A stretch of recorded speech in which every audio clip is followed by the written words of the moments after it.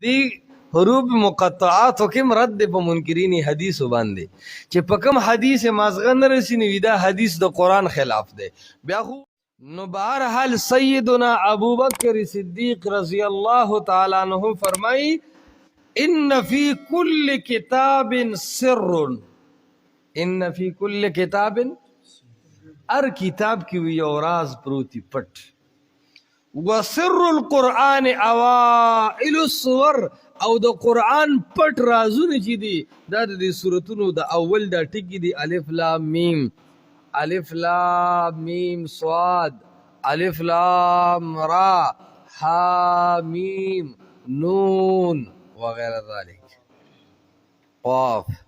کاف ها یا عین صاد او دا د قرآن رازونه دي بس راز دی جی معنی صدا یار جی د دې په معنی باندې مونږ نه پوهیږو بس دقه سي منو نه دې کوم چې کله په معنی مونږ نه پوهیږو خدا وحی د مونږ به دقه سي منو نه به یو سیس سره تلو نه به دا وو چې یاره آیا زمونږ رب داسې خبرې کوي چې مونږ به نه پوهیږو نه دې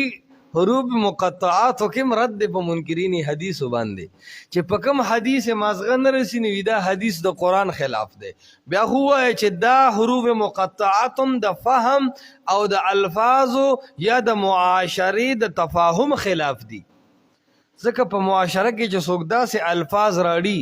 چې داغه په معنی باندې هغه خلق نه پويږي خلق هغه ته کما کول وی غنوي و ير د معاشره د عرف مطابق خبرې کوا هغه الفاظ راوړلو ته ضرورت سره چې باغی خلق نه پويږي دا اعتراضات خو بیا په دې آیاتونو په دې حروف او الفاظ هم واردېږي که اعتراض او شبهه مستلزم شي ترک لرا او که اعتراض او شبهه مستلزم شي ابطال لرا نو بیا خو شبهه په قرآن باندې واردېږي لکن التالي باطل فی البطلان فالمقدم مثله